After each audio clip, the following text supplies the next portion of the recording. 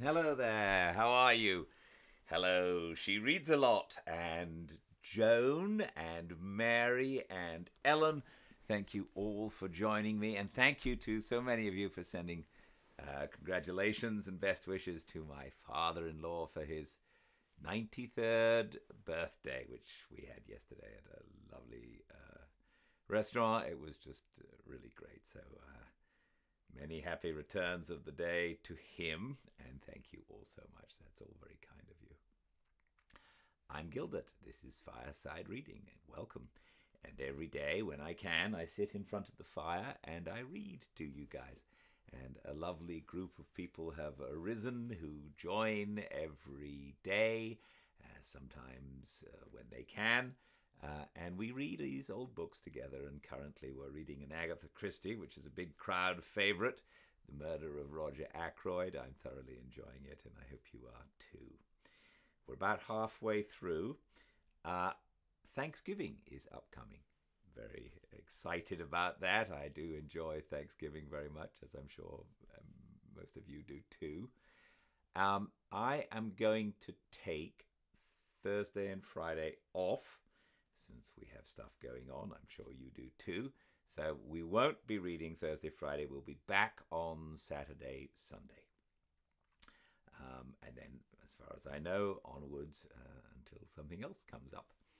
So, no reading this week, Thursday, Friday. But that does mean that we get to read today, tomorrow, and Wednesday. And let's push on and see where Ackroyd gets to. Welcome to a fireside reading of The Murder of Roger Ackroyd by Agatha Christie. Chapter 12, Round the Table. A joint inquest was held on Monday. I do not propose to give the proceedings in detail. To do so would only be to go over the same ground again and again.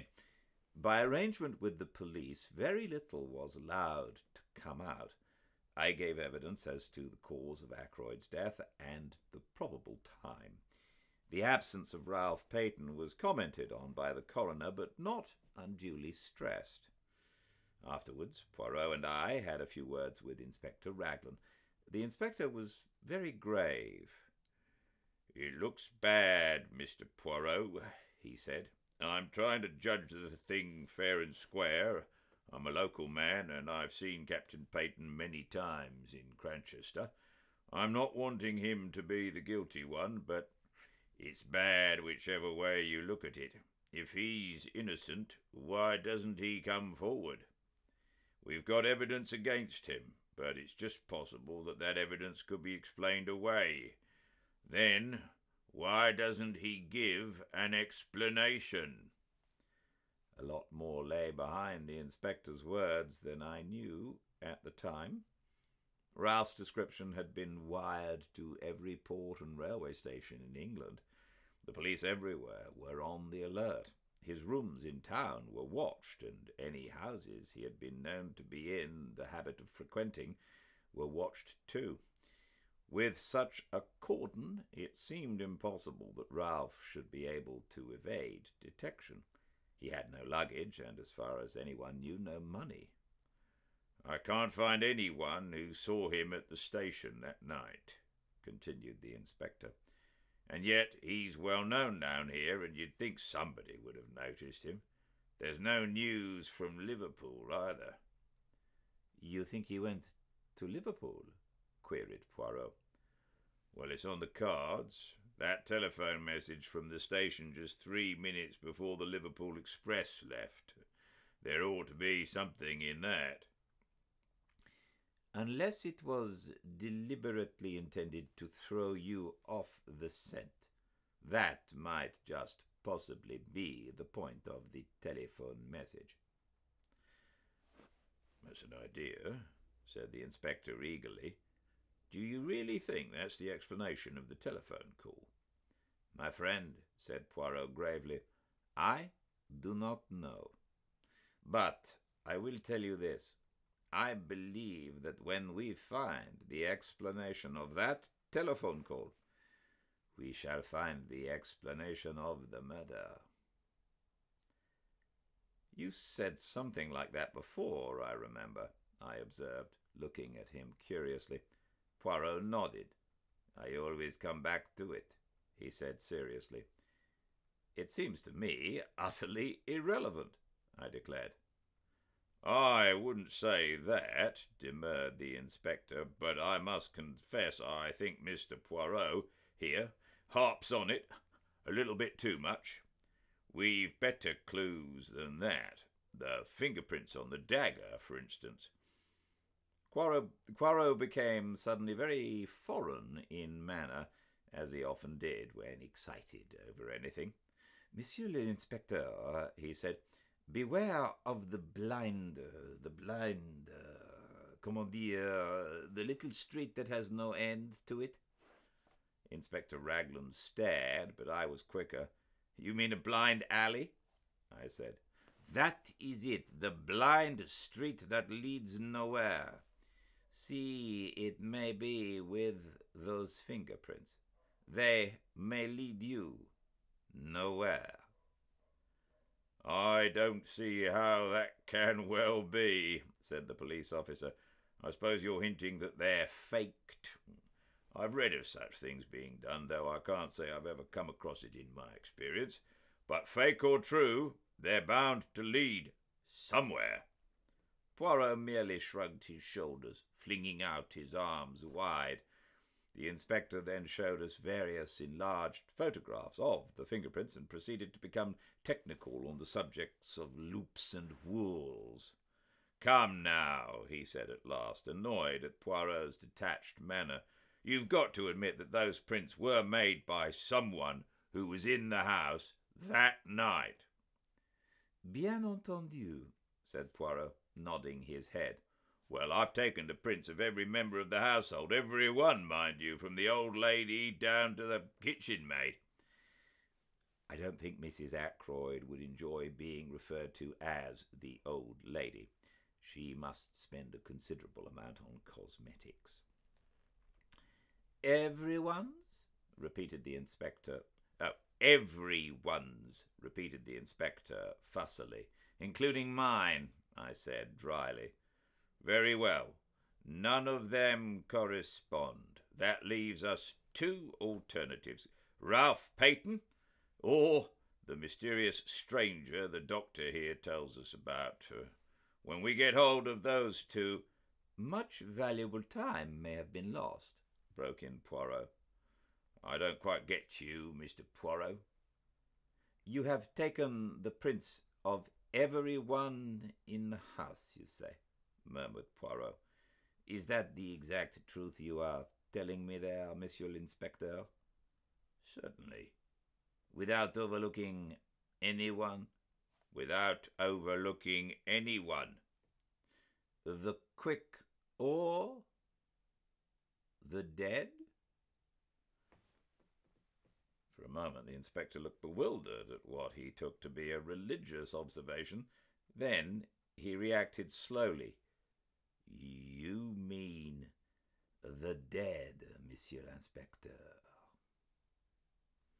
The inspector still took a minute or two to understand. "I am suggesting," said Poirot placidly, "that the fingerprints on the dagger handle are those of Mr. Ackroyd himself. It is an easy matter to verify. His body is still available." "But why? What would be the point of—" "You're not suggesting suicide, Mr. Poirot?" "Ah, no. My theory is that the murderer wore gloves or wrapped something around his hand. After the blow was struck, he picked up the victim's hand and closed it around the dagger handle." "But why?" Poirot shrugged his shoulders again. "To make a confusing case even more confusing." "Well," said the inspector, "I'll look into it. What gave you the idea in the first place?" "When you were so kind as to show me the dagger and draw attention to the fingerprints, I know very little of loops and whirls. See, I confess my ignorance, frankly. But it did occur to me that the position of the prince was somewhat awkward. Not so would I have held a dagger in order to strike. Naturally, with the right hand brought up over the shoulder backwards, it would have been difficult to put it in exactly the right position. Inspector Raglan stared at the little man. Poirot, with an air of great unconcern, flecked a speck of dust from his coat sleeve.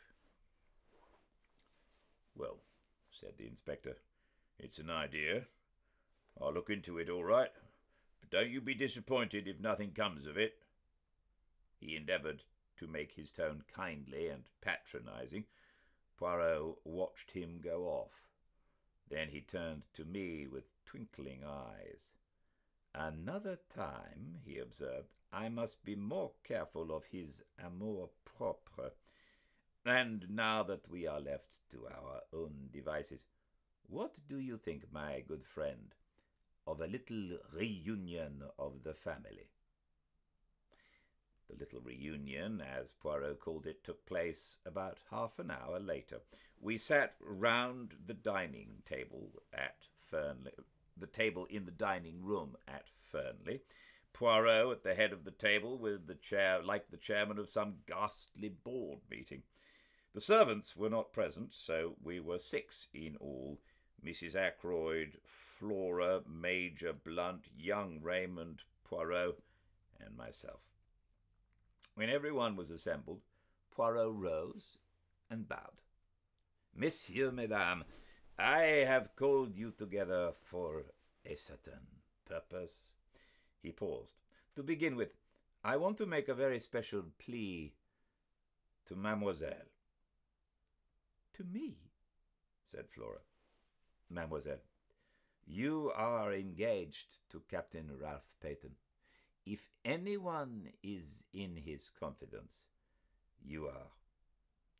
I beg you most earnestly, if you know of his whereabouts, to persuade him to come forward.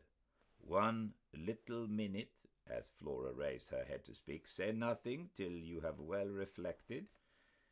Mademoiselle, his position grows daily more dangerous. If he had come forward at once, no matter how damning the facts, he might have had a chance of explaining them away.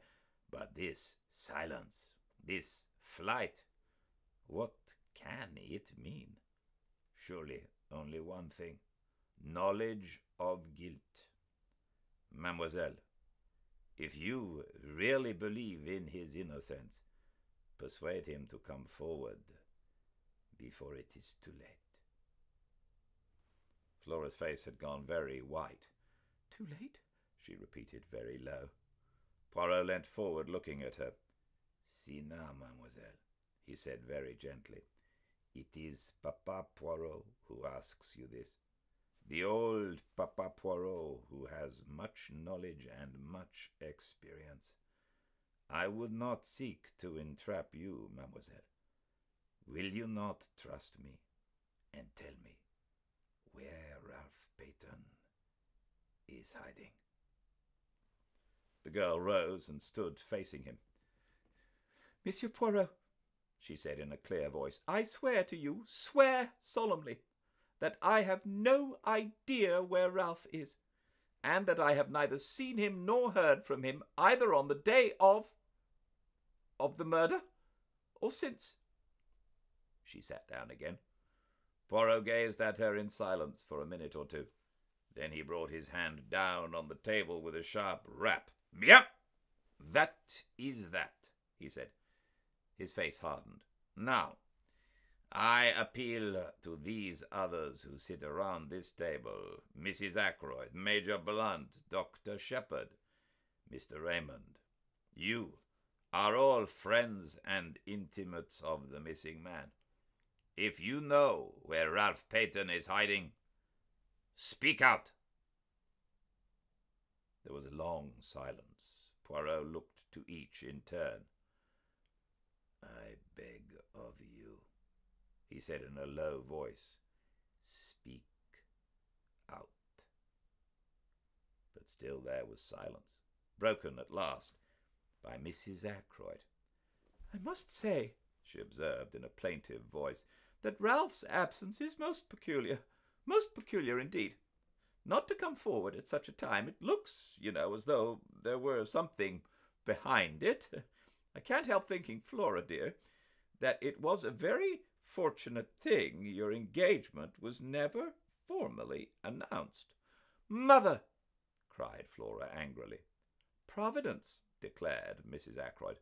"I have a devout belief in Providence, a divinity that shapes our ends, as Shakespeare's beautiful line runs." "Surely you don't make the Almighty directly responsible for thick ankles, Mrs. Ackroyd, do you?" asked Geoffrey Raymond, his irresponsible laugh ringing out. His idea was, I think, to loosen the tension, but Mrs. Ackroyd threw him a glance of reproach and took out her handkerchief. "Flora has been saved a terrible amount of notoriety and unpleasantness. Not for a moment that I think dear Ralph had anything to do with poor Roger's death. I don't think so.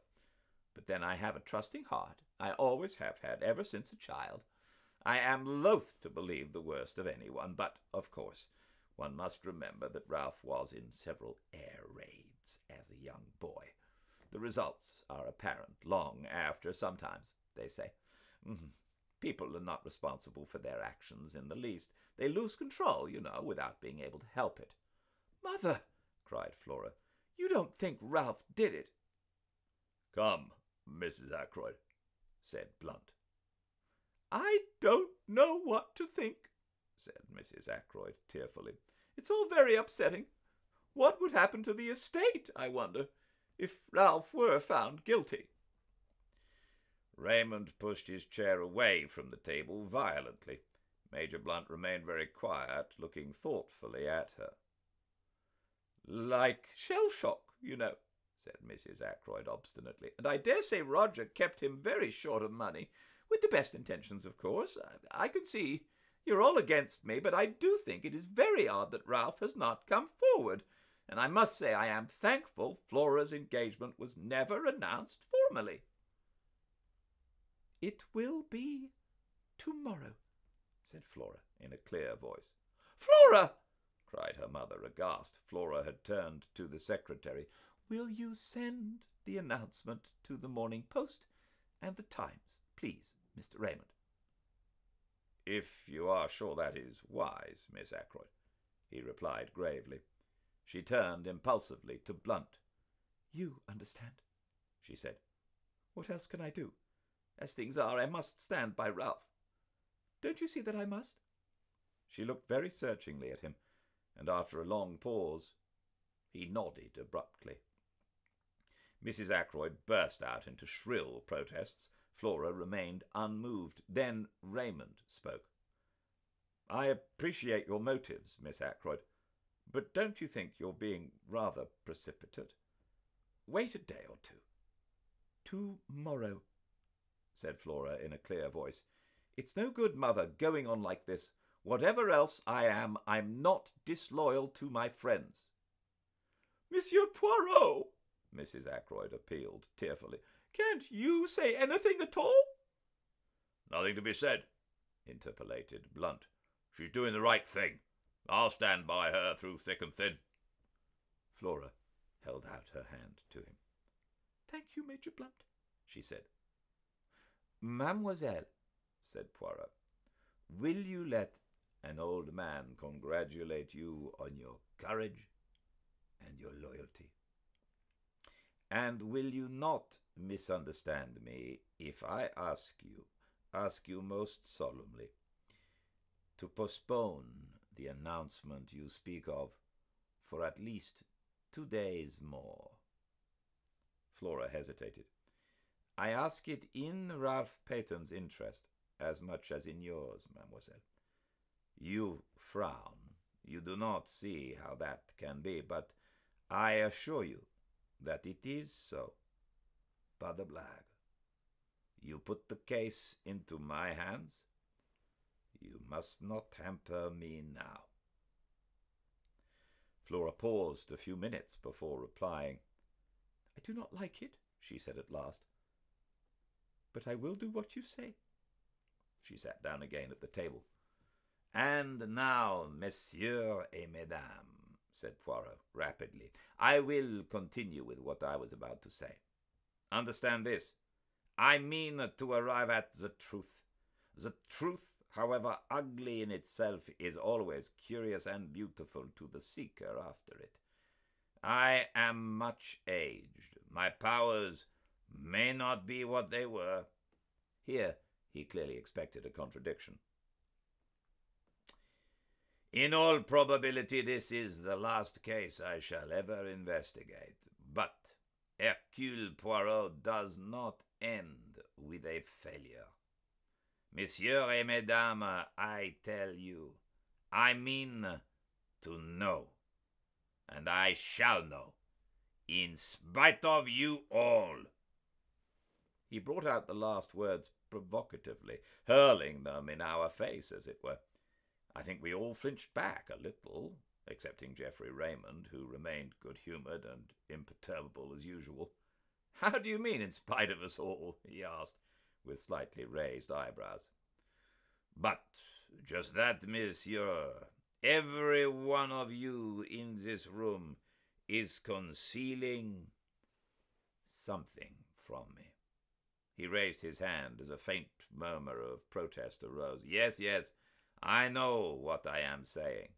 It may be something unimportant, trivial, which is supposed to have no bearing on the case, but there it is. Each one of you has something to hide. Come now, am I right?"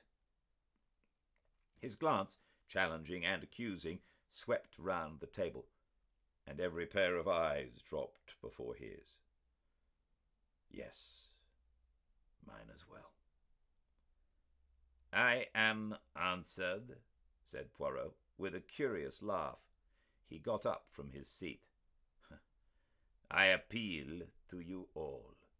Tell me the truth, the whole truth." There was a silence. "Will no one speak?" He gave the same short laugh again. "C'est dommage," he said, and went out.